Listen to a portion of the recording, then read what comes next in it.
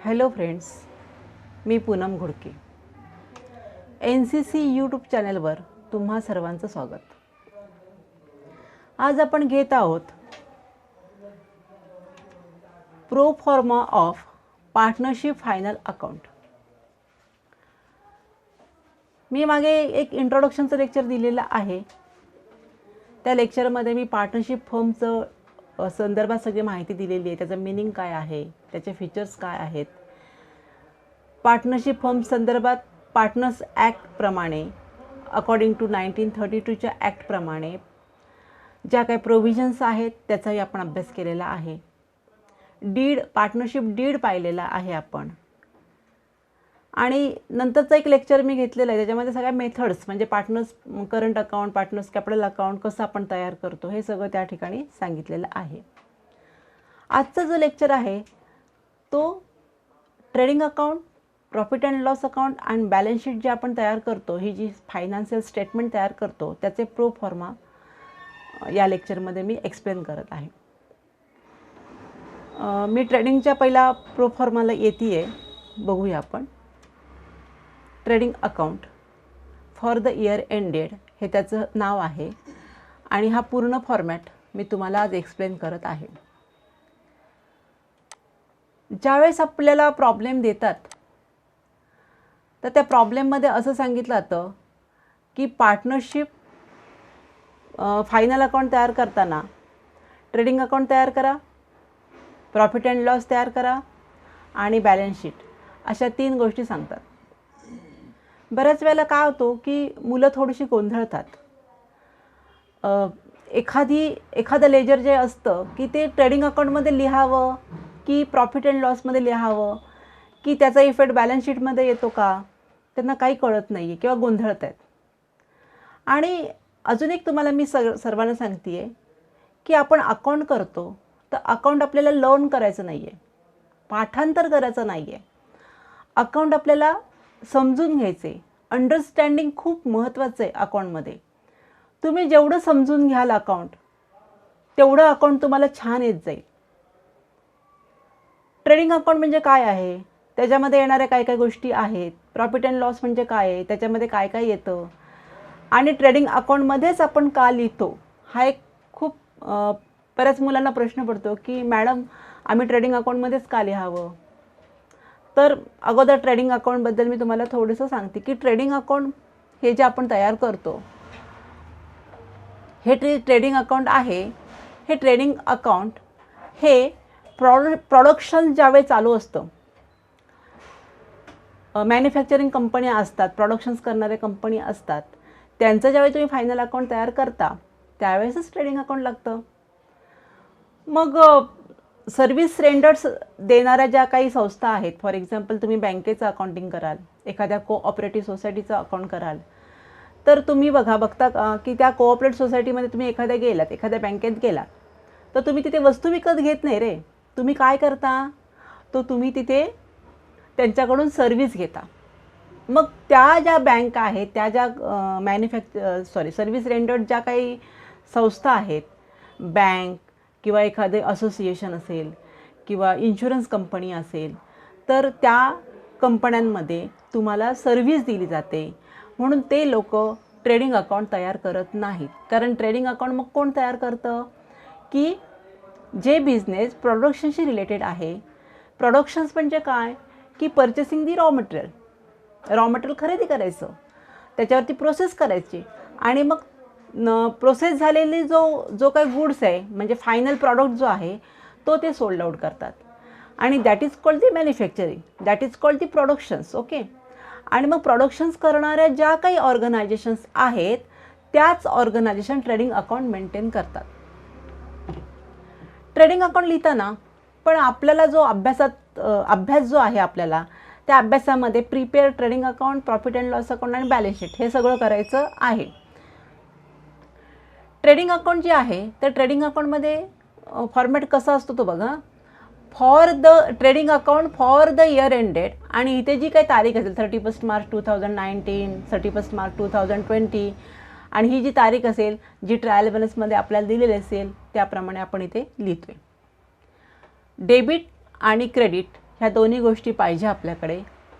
आणि मग particulars amounts हे आपले कॉलम तयार होतात. आता ज्यावेळेस आपण फायनल अकाउंट सॉल्व करतो त्यावेळी आपल्याला ह्या ट्रेडिंग अकाउंटमध्ये 2 कॉलम आपण करतो, इनर आणि आउटर. आता याच्या संदर्भात पण एक ॲडजस्टमेंटचं लेक्चर मी तुम्हाला देते पुढच्या एका व्हिडिओमध्ये दिलेलं आहे की त्या ॲडजस्टमेंट काय आहे, त्याचे 2 इफेक्ट काय आहे, हे सुद्धा लेक्चर मी देणार आहे. तर आपण अगोदर ह्या सगळ्या गोष्टींची समजून घेऊ काय करायचे किंवा हे एक्सपेन्सेस कशाशी रिलेटेड असतात. ट्रेडिंग अकाउंटच्या डेबिटला हे जे सगळे खर्च जे आहेत ह्या सगळ्या खर्चांना आपण म्हणतो प्रोडक्शनशी रिलेटेड एक्सपेंडिचर. ज्या ठिकाणी फॅक्टरी आहे आणि फॅक्टरीमध्ये जे वर्कर्स काम करतात, फॅक्टरीमध्ये रॉ मटेरियल आणलं जातं, फॅक्टरीचा इन्शुरन्स उतरवला जातो, ह्या सगळ्या गोष्टी रिलेटेड टू फॅक्टरीशी असतात, प्रोडक्शनशी संबंधित असतात आणि त्या एक्सपेंडिचरना आपण डायरेक्ट एक्सपेन्सेस असंही म्हणतो. मी आता एक आयटमची जितकी जमेल तेवढी माहिती तुम्हाला देते. बऱ्याचशा मुलांना मिनिंग कळत नसतात, ते मिनिंगही समजून घेऊ आपण. ओके, फर्स्ट आहे ओपनिंग स्टॉक. ओपनिंग स्टॉक जो आहे, ओपनिंग स्टॉक म्हणजे शिल्लक राहिलेला माल.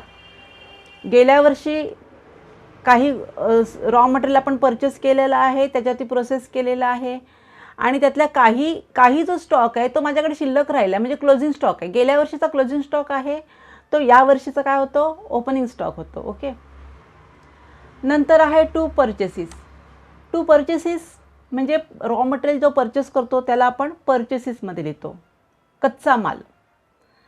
लेस परचेस रिटर्न, एक परचेस रिटर्न म्हणजे काय, परचेस केला मी माल आणि असं आपल्याला समजलं की त्या मालामध्ये काही फॉल्ट आहे. जी साईज मागवली, फॉर एक्झाम्पल जी साईज मागवली त्या साईजप्रमाणे माल नाही आहे आणि तो माल आपण परत आपल्या सप्लायरला आपण रिटर्न करतो. म्हणजे ह्या परचेसमधून आपल्याला परचेस रिटर्न काय करायचे असतात, मायनस करायचे असतात, म्हणून आपण इथे लिहितो लेस. ओके, नंतर येतो वेजीस. टू वेजीस, प्रत्येक ठिकाणी टू शब्द लिहायला विसरू नका. टू वेजीस म्हणजे प्रोडक्शनच्या ठिकाणी जे कामगार काम करत आहेत आणि त्यांना आपण वेज देतो आहे, मजुरी त्याला मी मराठीमध्ये आपण म्हणतो की मजुरी देतो आणि त्याला ती वेजेस जी आहेत त्याला आपण वेजेस म्हणतो. बघा, प्रोडक्शनशी संबंधित आहे. टू कॅरीज असा एक शब्द येतो किंवा कॅरीज इनवर्ड असाही एक वर्ड येऊ शकतो.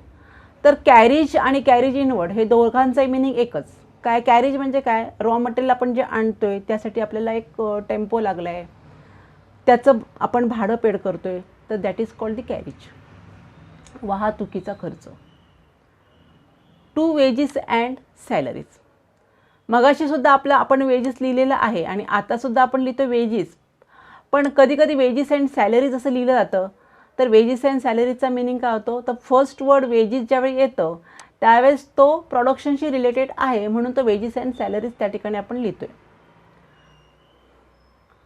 फ्रेट म्हणजे सुद्धा एक प्रकारचा एक टॅक्स वगैरे असतो, कर असतो. कस्टम ड्युटी म्हणजे जो माल आपण आणतोय त्याच्यावरती एक कर भरला जातो, त्याला आपण म्हणतो कस्टम ड्युटी म्हणतो, की जो माल आपण बाहेरून आणतो वगैरे कस्टम ड्युटी देतो. टू इम्पोर्ट ड्युटी, परदेशातून कधी माल मागवला जातो कच्चा माल आणि त्याचा इम्पोर्ट टॅक्स द्यावा लागतो तर त्याला इम्पोर्ट ड्युटी म्हणतो. To royalty on productions, royalty on production ज्यावेळी असतं तर रॉयल्टी म्हणजे काय हे मुलांना बऱ्याच वेळेला कळत नाही की रॉयल्टीचा मिनिंग काय होतो. तर रॉयल्टी मीन्स काय की एखादा इंजिनियर आहे आपल्याकडे, तो मॉडेल्स बनवतो काही आणि तो मॉडेल्स बनवतो आणि ते मॉडेल्स आपण परचेस केले. एखादा इंजिनियर आहे आणि ते मॉडेल्स आपण परचेस केले, त्याने बनवलेले, हे बनवलेले मॉडेल्स जेव्हा आपण परचेस करतो तर त्या पर प्रोडक्शनच्या मागे त्याला एक स्पेसिफिक अमाऊंट द्यावी लागते, त्याला म्हणतात रॉयल्टी. कारण त्याने त्याचं नॉलेज यूज केलेलं आहे आणि प्रोडक्शन्स केलेलं आहे आणि त्याचा आपल्याला फायदा होतो, म्हणून रॉयल्टी ऑन प्रोडक्शन म्हणजे काय, तर जे काही मटेरियल जे काही त्याने मॉडेल्स तयार केले असते त्याच्याबद्दल त्याला प्रत्येक विकताना जे काही येतं त्यातलं रॉयल्टी द्यावी लागते. नंतर आहे to coal, gas, oil, motive power etcetera. Coal, gas, oil, motive power म्हटल्यावर ते तुमच्या लक्षात आलं असेल की ऑइल लागते, कोल म्हणजे कोळसा लागतो किंवा पॉवर लागतं, लाईट वगैरे लागतं. ह्या सगळ्यांचा जो खर्च आहे हा फॅक्टरीशी संबंधित आहे बरं का, आणि म्हणून हा खर्च आपण ट्रेडिंग अकाउंटच्या डेबिटला लिहितो. To factory lighting and heating. फॅक्टरीची लाईट असेल, हिटिंगच्या काही प्रोसेस असतील, तर ह्या प्रोसेससाठी येणारा खर्च असेल जो मंथली आपण करतो, तर तो सुद्धा खर्च आपण ट्रेडिंग अकाउंटच्या डेबिटला लिहितो. नेक्स्ट आहे टू फॅक्टरी इन्शुरन्स. जी फॅक्टरीची प्रिमायसिस आहे त्याचा इन्शुरन्स उतरवला असेल तर ते सुद्धा ट्रेडिंग अकाउंटच्या डेबिटला लिहितो. नंतर to works manager salary. Works manager salary म्हणजे त्याला आपण सुपरविजन चार्जेस पण म्हणू शकतो किंवा सुपरवायझरचे चार्जेस म्हणू शकतो. कामगार काम करतायत आणि त्यांच्यावरती एक मॅनेजर आपण नेमलेला आहे आपल्या फर्मनी, तर त्याला दिली जाणारी सॅलरी, आणि ह्याला आपण म्हणतो works manager salary. Dock charges म्हणजे गोडाऊनचे ह्याचे चार्जेस, जे काय बंदरावरती माल असतो आपला ठेवलेला तर त्याचे चार्जेस भरले जातात. टॅक्सेससारखाच असतो ते सुद्धा. आणि हे ग्रॉस प्रॉफिट मी नंतर सांगते. ही झाली आपली डेबिट साईड. आपण ट्रेडिंग अकाउंटच्या क्रेडिटला ज्यावेळी येतो तर ट्रेडिंग अकाउंटच्या क्रेडिटला आपण लिहितोय बाय सेल्स. सेल्स परचेस केलेला रॉ मटेरियल आहे, प्रोसेस केली, प्रोडक्शन तयार झालं आणि जो माल आपण विकतोय त्याला म्हणतो सेल. म्हणजे फिनिश गुड्स जो आहे आपण तो सोल्ड आउट करतो. आणि लेस सेल्स रिटर्न. तसंच जसं आपण परचेस रिटर्न ही कन्सेप्ट मांडलेली आहे तशीच सेल्स रिटर्न ही कन्सेप्ट आहे. सेल्स रिटर्न मीन्स आपण माल विकलेला आहे आणि आपल्या कस्टमरला तो माल आवडला नाही किंवा त्याच्यामध्ये काही फॉल्ट आहे किंवा ॲज पर देअर रिक्वायरमेंट्स नाही आहे, तर तो माल ते आपल्याला परत पाठवत आहेत आणि तो सेल्स रिटर्न आपण इथे मायनस करतो. नेक्स्ट आहे by closing stock. Closing stock म्हणजे शिल्लक राहिलेला माल, आणि हा जो शिल्लक राहिलेला माल असतो तो तुम्हाला मेथड्स काही वापरून, म्हणजे फिफो मेथड, लिफो मेथड ह्या मेथड्स असतात कॉस्ट अकाउंटिंगमध्ये, आणि त्याचा यूज करून हा स्टॉक काढला जातो. आणि तो स्टॉक जो आहे कधी कधी फिजिकली चेक केला जातो की किती स्टॉक शिल्लक आहे आणि तो स्टॉक ह्या ठिकाणी लिहिला जातो. आता आपल्याकडे ह्या ट्रेडिंग अकाउंटमध्ये मी ट्रेडिंग अकाउंटशी रिलेटेड सगळ्या गोष्टी सांगितलेल्या आहेत. मग बाकीचे जे आहेत म्हणजे बाय ड्रॉईंग इथे येईल किंवा इकडे अजून टू बॅड डेट्स आहे, सॉरी इथे बाकीचे जे काही गोष्टी असतील ॲडजस्टमेंटच्या, म्हणजे ॲड आउटस्टँडिंग वगैरे आपण लिहितो की नाही, तर हे याच्यामध्ये मी घेतले नाही. फक्त ट्रेडिंग अकाउंटशी रिलेटेड जे काही गोष्टी आहेत ते ॲडजस्टमेंट मी ज्यावेळी घेणार आहे त्यावेळेस हे सगळं मी तुम्हाला छान सांगते आहे. क्लोजिंग स्टॉक झालं. आता हा जो ग्रॉस प्रॉफिट आपण इथे जो लिहिलेला आहे हा ग्रॉस प्रॉफिट कसा येतो, तर आपण इथे जी क्रेडिट साईड आहे ही सगळी, म्हणजे हा जो ही जी सेलची अमाऊंट आहे, इथे ज्या ह्या सगळ्या अमाऊंट आहेत आपल्या, ह्या सगळ्या अमाऊंट आपण काय करतो यांची टोटल करतो आणि इथे टोटल लिहितो. आणि ही टोटल जर मोठी असेल तर मी दोन्हीकडे लिहिते आणि याच्यातून ही सगळी टोटल मायनस करून जी फिगर येईल, जर डेबिटला फिगर आली तर त्याला मी ग्रॉस प्रॉफिट म्हणते. आणि त्याच्या अपोज ही टोटल जर मोठी असेल तर मी इथे लिहिली आणि इथे जर काही बॅलन्स शिल्लक राहिला ट्रेडिंग अकाउंटच्या क्रेडिटला तर याला आपण म्हणतो ग्रॉस लॉस. आणि मग अशा प्रकारे हा ग्रॉस लॉस आपण काय करतो, काउंटिंग करतो. आणि ग्रॉस प्रॉफिट कळलं तुम्हाला की जर क्रेडिट साईड मोठी असेल तर ग्रॉस प्रॉफिट मिळतो आणि डेबिट साईड मोठी असेल तर आपल्याला काय मिळतं, ग्रॉस लॉस मिळतो. ओके, हा झाला आपला ट्रेडिंग अकाउंटचा फॉर्मॅट. आता आपण जाऊ पुढच्या फॉर्मॅटला, प्रॉफिट अँड लॉस अकाउंट, आणि याचा हा पूर्ण फॉर्मॅट आहे. ॲज इट इजच लिहायचे. Profit and loss account, profit and loss account for the year ended इथे जी काही डेट असेल आपली इयर एंडिंगची ट्रायल बॅलन्समध्ये दिलेली ती आपण इथे लिहितो. नंतर डेबिट आणि क्रेडिट ह्या दोन्ही असणं गरजेचं आहे. Particular amount. आणि मग अशी तुम्हाला मी दाखवलं की ट्रेडिंग अकाउंटचा जो ग्रॉस लॉस आहे किंवा ग्रॉस प्रॉफिट आहे तो इथे आपण सगळा जर ग्रॉस लॉस असेल तर ग्रॉस लॉस आपण इथे ट्रान्सफर करतो आहे. ओके. आणि हा ग्रॉस लॉसची अमाऊंट इथे आपण लिहितो. आणि जर ग्रॉस प्रॉफिट असेल तर ग्रॉस प्रॉफिटची अमाऊंट आपल्याला इथे लिहितो आहे क्रेडिट साईडला. ट्रेडिंगच्या डेबिटला प्रॉफिट असतो त्यामुळे तो प्रॉफिट अँड लॉसच्या क्रेडिटला येतो. ट्रेडिंगच्या क्रेडिटला लॉस असतो तो प्रॉफिट अँड लॉसच्या डेबिटला लिहितो. हे सगळं झाल्यानंतर आपण प्रॉफिट अँड लॉसमध्ये जे काही लेजर येणार आहेत त्या सगळ्या लेजरची थोडंसं समजून घेऊया, मिनिंग समजून घेऊया. आता बघा मी ट्रेडिंग अकाउंटमध्ये काय सांगितलं तुम्हाला की ट्रेडिंग अकाउंट म्हणजे प्रोडक्शनशी रिलेटेड एक्सपेन्सेस, डायरेक्ट एक्सपेन्सेस आणि प्रॉफिट अँड लॉस ज्यावेळी आपण करतो तर प्रॉफिट अँड लॉसमध्ये येणारे एक्सपेंडिचर जे असतात जनरली जो माल तयार झाला आणि तो माल आपण विकतोय, माल विकताना जे काही येणारे खर्च आहेत ते सगळे खर्च प्रॉफिट अँड लॉसच्या डेबिटला घेतले जातात. म्हणजे ते सगळे इनडायरेक्ट एक्सपेन्सेस म्हटले जातात. डायरेक्ट एक्सपेन्सेस हे रिलेटेड टू दी प्रोडक्शन्स आणि indirect expenses after sell the goods. Okay. आणि मग काय काय खर्च कसे आपण लिहितो ते थोडंसं मीनिंग तुम्हाला एक्सप्लेन करते.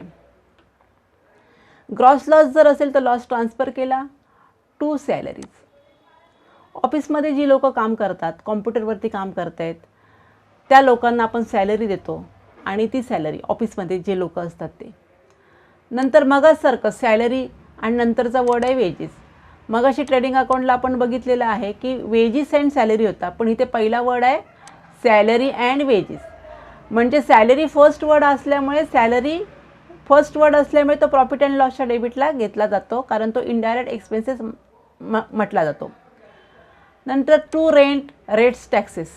रेंट ज्या प्रिमायसेस आपण स्वतःच्या नाही आहेत आणि जिथे आपण व्यवसाय करतो त्याचं रेंट देतो आहे. रेट्स, टॅक्सेस देतो आहे आपण, तर ते सगळं प्रॉफिट अँड लॉसच्या डेबिटला येतं. ऑफिसशी रिलेटेड असणारा हा जो खर्च आहे ऑफिस एक्सपेन्सेससुद्धा प्रॉफिट अँड लॉसच्या डेबिटला येतो. वेगवेगळ्या प्रकारचे खर्च असतील ते सगळे त्या ठिकाणी मेन्शन होतात. To printing and stationery. नावावरच आहे सगळं. प्रिंटिंग केले, स्टेशनरी आणली, पेन लागतं, पेन्सिल लागतं, वह्या लागतात, तर ह्या सगळ्यांचा खर्च प्रिंटिंग अँड स्टेशनरीमध्ये येतो. जनरल एक्सपेन्सेस म्हणजे किरकोळ खर्च म्हणजे एक चहावाल्याला आपण पैसे देतो किंवा एखादा गेस्ट आला त्याच्यासाठी आपण एखादं कोल्ड्रिंक मागवतो, तर हे सगळे किरकोळ खर्च आपण त्याच्यामध्ये जनरल एक्सपेन्सेसमध्ये मेन्शन केले जातात. सन्ड्री एक्सपेन्सेस म्हणजे ॲज इट इज तसंच किरकोळ खर्च जसे जनरल एक्सपेन्सेसमध्ये होतात किंवा सन्ड्री एक्सपेन्सेसमध्ये होतात. Postage and Telegram. काही कुरिअर करतो, काही पोस्टेज घेतो आणि हे सगळे पोस्टेजचे खर्च आपण प्रॉफिट अँड लॉसच्या डेबिटला येतो. To travelling expenses. सेल्समन आपले जे असतात ते ट्रॅव्हलिंग करतात किंवा आपले जे काही कर्मचारी असतात, वर्कर्स असतात ते ट्रॅव्हलिंग करतात, तर त्यांना आपण त्याच्याशी रिलेटेड जे काही खर्च आहे ते सगळे खर्च दिले जातात. पेट्रोल एक्सपेन्सेस वगैरे त्यांचा झालेला. कन्व्हियन्स, वाहतुकीचा खर्च.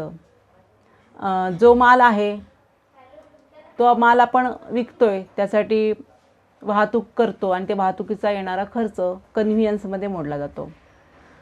To advertisement. व्यवसाय आहे तर ॲडव्हर्टिजमेंट करणं गरजेचं आहे, तर ॲडव्हर्टिजमेंटचा खर्चसुद्धा प्रॉफिट अँड लॉसच्या डेबिटला येतो. तसंच टू रिपेअर्स अँड रिन्युअल्स. एक छोटीशी डागडुजी काहीतरी आपण करतो, काहीतरी तुटले, मोडले, तर हे सगळे खर्च प्रॉफिट अँड लॉसला येतात. To audit fees. तपासणी फी म्हणतो आपण त्याला. आपण जर ऑडिट करून घेतलं असेल तर ऑडिटरला फी द्यावी लागते. इंटरनल ऑडिट असतात हे. To accountants fee. अकाउंटंट जो आहे त्याला फी दिली असेल, बाहेरचा आपण हायर केला असेल तर त्याची फी. To discount. डिस्काउंट दिले.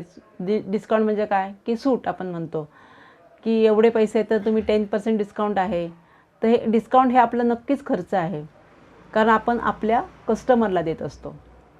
टू कमिशन, आपल्याकडे जे कोण जे काय सेल्समन असतात त्यांना आपण कमिशन देतो. पर्सेंटेज असेल, लमसम अमाऊंट असेल, जे काय असेल ते कमिशन देतो, तर तो सुद्धा आपला एक्सपेंडिचर झाला. बँक चार्जेस, बँक चार्जेसमध्ये बँक काय करते की एखाद्या व्यक्तीचा चेक आपल्या खात्यामध्ये जमा होतो, फर्मच्या खात्यात जमा होतो, त्यासाठी काही चार्जेस घेते, नॉमिनल चार्जेस घेते, आणि हे सगळे चार्जेस हे बँक चार्जेसच्या अंडर येतात आणि ते प्रॉफिट अँड लॉसच्या डेबिटला लिहितो. एक्सपोर्ट ड्युटी, ट्रेडिंग अकाउंटमध्ये आपण पाहिलं इम्पोर्ट ड्युटी, आणि ही ते बघतो आपण एक्सपोर्ट ड्युटी. एक्सपोर्ट ड्युटी म्हणजे माल तयार झाला आणि आपण एक्सपोर्ट करतो बाहेरच्या देशामध्ये, आणि त्याची जी ड्युटी आहे त्याला आपण म्हणतो एक्सपोर्ट ड्युटी. ही सुद्धा आपण प्रॉफिट अँड लॉसच्या डेबिटला लिहितो, कारण माल विकतानाचा होणारा हा खर्च आहे. एंटरटेनमेंट एक्सपेन्सेस हा आपला नेक्स्ट आहे. एंटरटेनमेंट एक्सपेन्सेस, कामगारांच्या एंटरटेनमेंटसाठी काही प्रोग्राम ठेवले असतील तर ह्या सगळे खर्च एंटरटेनमेंट एक्सपेन्सेस म्हटलं जातं. नंतर आहे टू कॅरीज आउटवर्ड. कॅरीज आउटवर्डचा मिनिंग वाहतुकीचा खर्च. ट्रेडिंग अकाउंटच्या डेबिटला मगाशी आपण पाहिलं तो कॅरीज इनवर्ड होता, आणि आता आपण बघतो तो कॅरीज आउटवर्ड आहे. ओके, वाहतुकीचा खर्च म्हणजे तयार झालेला माल आपण विकतोय किंवा बाहेर पाठवतो. नेट प्रॉफिट मी तुम्हाला नंतर सांगते. हे झाले सगळे डेबिटच्या गोष्टी. आता आपल्याला यायचं आहे क्रेडिट साईडला. मी तुम्हाला मगाशी सांगितलंच की ग्रॉस प्रॉफिट म्हणजे ट्रेडिंग अकाउंटचा जो डेबिटचा बॅलन्स होता तो बॅलन्स आपण ट्रान्सफर केला प्रॉफिट अँड लॉसच्या क्रेडिटला, आणि मग इथे काय येतं तर इथे सगळं इन्कम येतं. इन्कम करताना मी पहिलं म्हणेन बाय रेंट. बाय रेंट हे रेंट डेबिटला पण आहे बघा, आणि हे रेंट क्रेडिटला पण आहे. डेबिटचं rent that is the expenditure, आणि क्रेडिटचं rent that is our income. हे इन्कम का होतं तर एखाद्या वेळेस काय होतं की पार्टनरशिप फर्ममध्ये थोडीशी जागा वगैरे असेल, ती रेंटच्या रेंट बेसिसवर दिली जाते आणि त्याचा एक रेंट मिळते, तर रेंट हे इन्कम झालं म्हणून ते आपण इथे क्रेडिटला लिहितो. तसंच बाय कमिशन, कमिशन आपण जसं देतो त्याचप्रमाणे कमिशनसुद्धा बघा इथे कमिशन आपण लिहिले ना, तर कमिशन आपण इथे लिहिले आपण कमिशन टू कमिशन. कमिशन दिलं तसं आपल्याला कमिशन मिळालं. मग आपल्याला कमिशन कसं मिळतं तर आपण ज्यावेळेस गुड्स परचेस करतो सप्लायरकडून, त्यावेळेस सप्लायर काय म्हणतो तर त्यावेळेससुद्धा आपल्याला कमिशन मिळतं, बरोबर आहे. तसंच बाय डिस्काउंट. डिस्काउंटमध्ये जसं इथे आपण प्रॉफिट अँड लॉसचा डिस्काउंट लिहिलेला आहे तसं डिस्काउंट इकडे पण आलेलं आहे. हे जे डिस्काउंट आहे हे डिस्काउंट आपण आपल्या कस्टमरना दिलेलं आहे, आणि हे जे डिस्काउंट आहे हे आपल्या सप्लायर आपल्याला देत असतो. ज्या व्यक्तीकडनं आपण गुड्स खरेदी करतो, रॉ मटेरियल खरेदी करतो, आणि तो सप्लायर आपल्याला डिस्काउंट देत असेल तर डिस्काउंट हे आपलं इन्कम झालं म्हणून आपण प्रॉफिट अँड लॉसच्या क्रेडिटला देतो. Bye dividend. फर्मने जर काही शेअर्स खरेदी केले असेल तर फर्मला मिळणारं डिव्हिडंड हे त्याचं इन्कम आहे. Bye sundry income. यात सन्ड्रीचा मिनिंग असं असतो की किरकोळ काही इन्कम, म्हणजे पेपर आपण घेतो, रद्दी पेपर आहे ते विकले जातात. कधी फर्निचर काही खराब झालेलं आहे ते विकून दिलं, टाकून दिलं, विकलं, आणि त्यापासून येणारे किरकोळ जे इन्कम असेल, अजून काय असेल ते सगळे त्याच्या सन्ड्री इन्कममध्ये येतात. आणि नेट लॉस हे आपल्याला आता बघायचं आहे, आणि नेट प्रॉफिट ह्या दोन कन्सेप्ट बघायचे. जसं आपण टॅली करतोय तर आपण टॅली करताना क्रेडिट साईड आणि डेबिट साईड ह्या दोघांची टोटल करतो, आणि डेबिट साईडची टोटल केली आणि आपण क्रेडिट साईडची टोटल केली, आणि आपल्याला समजतं की डेबिट साईडची जर टोटल मोठी आहे आणि क्रेडिट साईडची टोटल छोटी असेल तर बॅलन्स जो येतो तो बॅलन्स आपण इथे लिहितो आहे, आणि याला आपण म्हणतो बाय नेट लॉस. त्याच्या अपोज क्रेडिटची टोटल जर ही मोठी झाली आणि डेबिटची टोटल जी आपण करतो ही जर छोटी असेल, आणि आपल्याला जो का बॅलन्स असेल तो बॅलन्स आपण मग डेबिटला लिहितो आणि त्याला आपण काय म्हणतो टू नेट प्रॉफिट, आणि हा नेट प्रॉफिट आपला या ठिकाणी शो करतो आपण. ओके. आणि अशा प्रकारे हे प्रॉफिट अँड लॉस अकाउंट आपलं टॅली होतं. ट्रेडिंग अकाउंट झालं, प्रॉफिट अँड लॉस अकाउंट झालं. आता आपलं तिसरं जे स्टेटमेंट आहे ते बघूया, बॅलन्स शीट. बॅलन्स शीटला तुम्हाला एक लक्षात आलं की हा फॉर्मॅटमध्ये डेबिट आणि क्रेडिट नाही आहे, आपण लिहित नाही आहे, कारण हे एक आपलं फायनान्शियल स्टेटमेंट आहे. आणि बॅलन्स शीट लिहिताना आपण ॲज ऑन एक वर्ड टाकलेला आहे की ते फॉर द इयर एंडेड टाकलेलं नाही आहे. आजच्या लेक्चरचं माझं पर्पजच हे आहे, उद्देशच असा आहे की तुम्हाला ट्रेडिंगचा फॉर्मॅट चांगला कळावा, प्रॉफिट अँड लॉसचा फॉर्मॅट चांगला कळावा आणि बॅलन्स शीट चांगल्या प्रकारे कळावं. कारण लिहितानासुद्धा मुलं चुकून इथे डेबिट क्रेडिट लिहित आहेत, होऊ शकतं चुकून, तर चुकून करू नका. लिहिताना बॅलन्स शीटलासुद्धा आपण ॲज ऑन लिहितो आहे. ॲज ऑन आणि ट्रायल बॅलन्समध्ये जी काही डेट दिलेली असेल, फॉर एक्झाम्पल 31 मार्च 2019, तर ती डेट आपण या ठिकाणी लिहित असतो. ओके. आता बॅलन्स शीटचा फॉर्मॅट करताना पहिला कॉलम आहे लायबिलिटीज, अमाऊंट, असेट्स, अमाऊंट, असेच आपण कॉलम करतो. लायबिलिटीज म्हणजे व्यवसायाची ज्या सगळ्या लायबिलिटीज आहेत, देणं आहे, आणि असेट म्हणजे सगळी येणी आहेत, ती आपण क्रेडिटला लिहितो. लायबिलिटीज म्हणजे आपली एक जबाबदारी आहे. आता लायबिलिटीच्या फॉर्मॅटमध्ये आपण पहिल्यांदा काय घेतो आहे की कॅपिटल अकाउंट. मागच्या लेक्चरमध्ये मी तुम्हाला कॅपिटल मेथड्सचे लेक्चर दिलेलं आहे. त्याच्यामध्ये कॅपिटल अकाउंट म्हणजे काय, करंट अकाउंट म्हणजे काय, फिक्स मेथडनी आपण कसं अकाउंटिंग मेंटेन करतो आणि फ्लक्च्युएटिंग कॅपिटलनी कसं मेंटेन करतो हेही मी सांगितलेलं आहे. कॅपिटल अकाउंट्समध्ये आपण कॅपिटल अकाउंट लिहिलं आणि नावं लिहितो ए आणि बी, जितके पार्टनर असतील तेवढे पार्टनर. आणि कॅपिटल अकाउंट टॅली केल्यानंतर जी अमाऊंट असते ती अमाऊंट या ठिकाणी लिहिली जाते.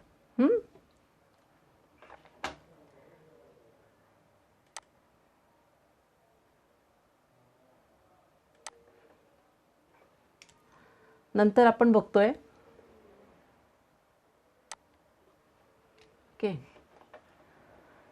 नंतर आपण बघतोय करंट अकाउंट. करंट अकाउंट ज्यावेळी असतं त्या करंट अकाउंटमध्ये काय काय येतं, तर जसं मागे मी एक लेक्चर घेतलं, त्या लेक्चरमध्ये सुद्धा मी तुम्हाला करंट अकाउंट शिकवलेलं आहे. तर पार्टनर्स करंट अकाउंटचे बॅलन्सेस जे उरतात आपल्याला ते ए आणि बी जशी नावं असतात त्या ठिकाणी आपण लिहितो आणि त्यासुद्धा अमाऊंट इथे लिहितो. मग हे करंट अकाउंट जसं आपण लायबिलिटी साईडला लिहितो तसंच पार्टनरचं करंट अकाउंट हे असेट साईडला पण येऊ शकतं. मी तुम्हाला पार्टनर्सचं करंट अकाउंटचं जे लेक्चर घेतलेलं आहे मी, methods of capital account, methods of final account, तर तिथे करंट अकाउंटचे बॅलन्स मी मुद्दाम सांगितलेलं आहे की पार्टनर्सचे कॅपिटल अकाउंटचे बॅलन्स हे नेहमी डेबिट साईडलाच येतात आणि आलेच पाहिजेत, कारण ते बॅलन्स आपल्याला लायबिलिटी साईडला लिहायचे असतात. पण करंट अकाउंटचे बॅलन्स हे डेबिटला म्हणजे पार्टनर्स करंट अकाउंटचे बॅलन्स हे डेबिटला पण येऊ शकतात किंवा क्रेडिटला पण येऊ शकतात. डेबिटला आले की लायबिलिटीला लिहायचे आणि क्रेडिटला आले की करंट अकाउंट आपण लिहितो कुठे, असेटला लिहितो. ओके, हे तुम्हाला समजलं असेल. नंतर आपण घेतोय सन्ड्री क्रेडिटर्स. अकाउंटिंग करतो म्हणजे प्रत्येक अकाउंटिंगचे तुम्हाला मिनिंग्स कळले पाहिजे की त्याचं नाव आहे त्याचं मिनिंग काय आहे. नंतर आपण सन्ड्री क्रेडिटर्स लिहायचे बॅलन्स शीटमध्ये लायबिलिटी साईडला म्हणून आपण लिहून टाकतो. पण what do you mean by sundry creditors, तर ह्या सगळ्या डेफिनेशन 11मध्ये झालेल्या आहेत, तर त्यात छान अभ्यास करा. सन्ड्री क्रेडिटर्स म्हणजे जो गुड्स आपण परचेस करतो आणि त्याला आपण सांगतो किंवा नेक्स्ट मंथ मी तुझे पैसे पे करते, आणि मग त्या व्यक्तीचं नाव, ज्या व्यक्तींना आपल्याला पैसे द्यायचे आहेत त्या पर्सनचे नाव आपण सन्ड्री क्रेडिटर्स म्हणून म्हणतो. म्हणजे सन्ड्री क्रेडिटर्स म्हणजे काय, the person to whom money is payable, आणि दॅट इज अवर लायबिलिटी, आणि ही लायबिलिटी असल्यामुळे आपण लायबिलिटी साईडला लिहितो सन्ड्री क्रेडिटर्स. ओके. नंतर बिल्स पेबल. बिल्स पेबल हे सुद्धा आपलं एक प्रकारचं देणं आहे, आपल्याला पैसे द्यायचे आहेत आणि हे दोघे एकमेकांशी संबंधित आहेत. Next bank overdraft. बँकेमध्ये जे लोन मिळतं आपल्याला त्या बँकेच्या लोनचे वेगवेगळे प्रकार असतो. म्हणजे ओव्हरड्राफ्ट आहे, CC लोन असतं. तर ह्या लोनमधला एक प्रकार आहे बँक ओव्हरड्राफ्ट. ओव्हरड्राफ्टचा मिनिंग असतो की बँकेमध्ये ज्या अकाउंटचे पैसे आहेत, त्या फर्मचे पैसे आहेत, त्याच्यापेक्षा जास्त पैसे ते ॲज अ लोन म्हणून घेऊ शकतात, पण बँकेच्या परमिशनने, आणि त्याच्यावर ते एक पर्सेंटेजने इंटरेस्ट चालू होतं. म्हणजे बँक ओव्हरड्राफ्ट हे एक प्रकारचं बँकेतलं लोन आहे जे फर्म घेते आहे. आणि हे नक्कीच बघा, हे लोन घेतलं आपण तर आपल्याला पेड करायचे केव्हा तरी, so that is our liability. Next आपण बघतोय bank loan. Overdraft, loan, CC हे जे सगळे प्रकार आहेत, हे सगळे लोनचे प्रकार आहेत. आणि म्हणून बँक लोनसुद्धा लोन आहे. मग ते शॉर्ट टर्म लोन असतं, लाँग टर्म लोन असतं, त्याप्रमाणे ते बदलत जातं, पर्सेंटेज बदलत जातो. बँक लोन म्हणजे सुद्धा एक लायबिलिटीज आहे. आता loan from friends and relatives. कधी कधी मित्रांकडनं कर्ज घेतलं तर कधी कधी रिलेटिव्सकडनं कर्ज घेतलं तर हे सगळे कर्ज आपल्याला पेमेंट करायचं आहे after some period, so it is also our liabilities. आणि नेक्स्ट आहे लोन फ्रॉम पार्टनर्स. कधी कधी पार्टनर्स लोन देत आहेत पर्सनल, त्यांच्या पर्सनल प्रॉपर्टीतून, तर त्यालासुद्धा आपण म्हणतो लोन फ्रॉम पार्टनर्स. हे सगळं लायबिलिटीज आहे. सगळ्या शब्दांचा जर तुम्हाला मिनिंग कळत असेल तर तुम्हाला पटकन लिहिता येतं. नाहीतर मग मुलं काय म्हणतात की सन्ड्री क्रेडिटर्स मी लायबिलिटीजला लिहू का मी असेटला लिहू.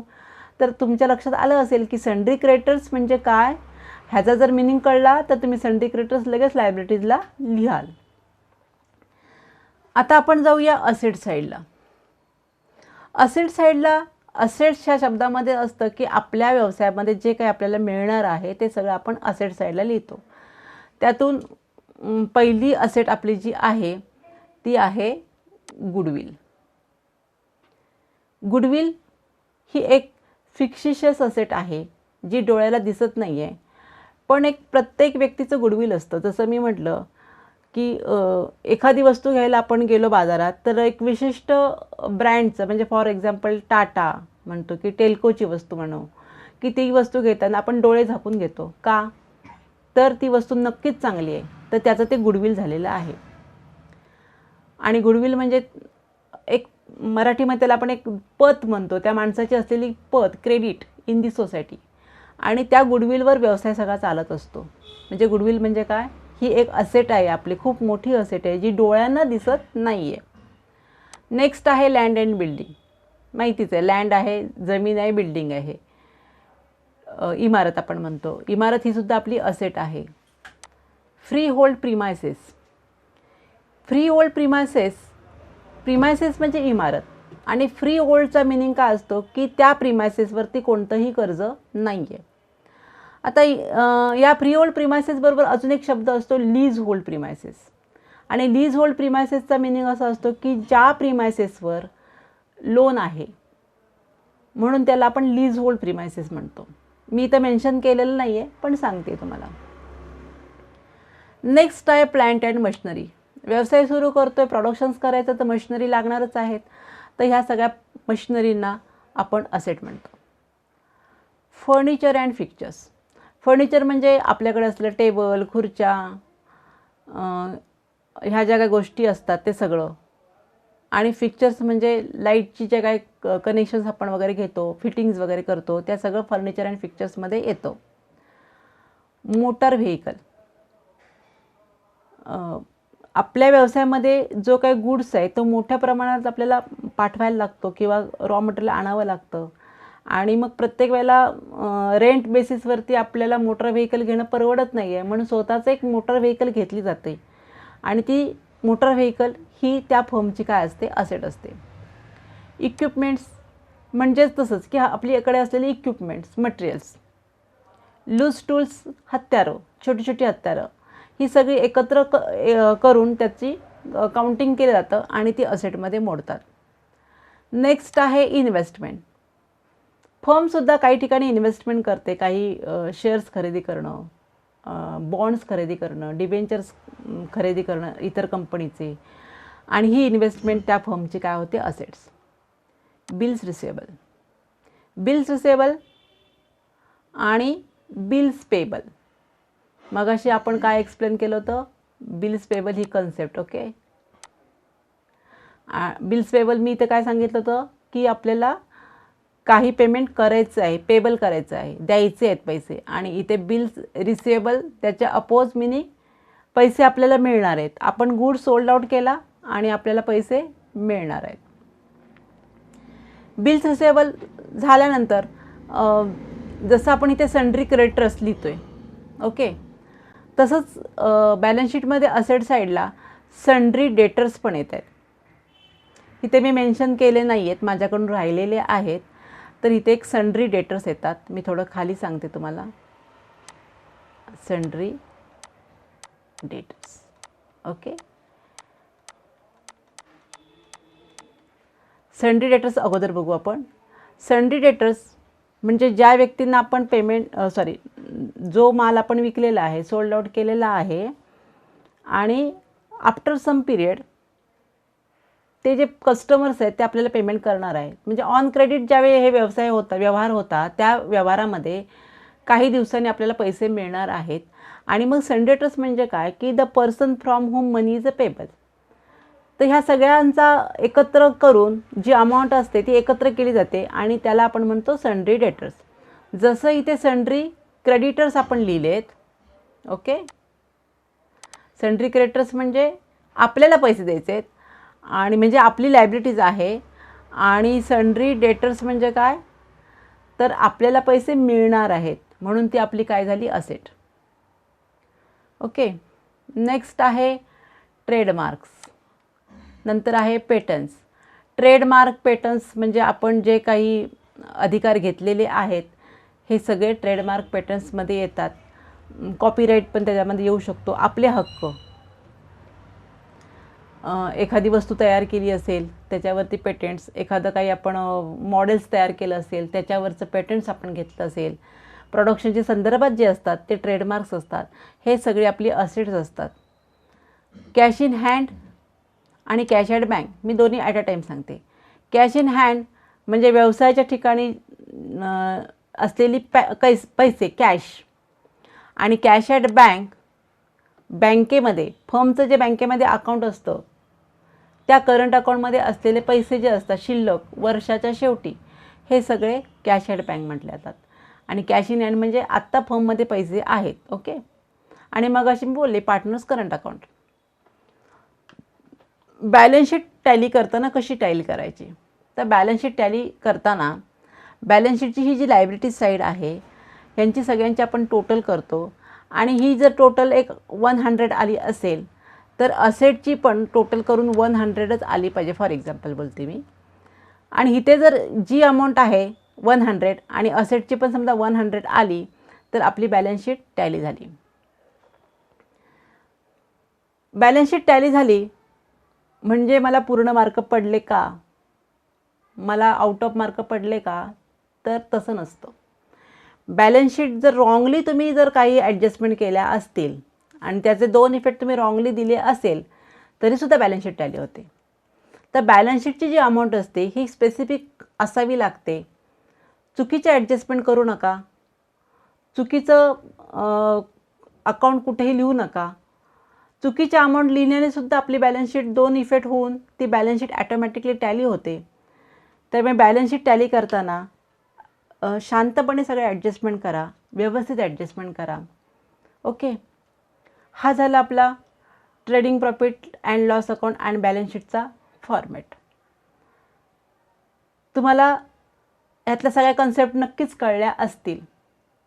आणि कन्सेप्ट कळल्यामुळे जर एखादी गोष्ट किंवा एखादं लेजर मी याच्यामध्ये मेन्शन केलं नसेल आणि जर तुम्हाला जर ते आलं तर तुम्ही विचार करा की तो खर्च प्रोडक्शनशी रिलेटेड आहे का आफ्टर सेलिंगशी रिलेटेड आहे किंवा गुड सोल्ड करताना होणारा खर्च आहे, याचा विचार करा.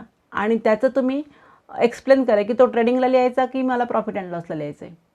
आणि बॅलन्स शीटचा जो फॉर्मॅट आहे तर बॅलन्स शीट करताना सुद्धा जे खर्च वर्षाच्या शेवटी असतात हे सगळा अभ्यास करा तुम्ही.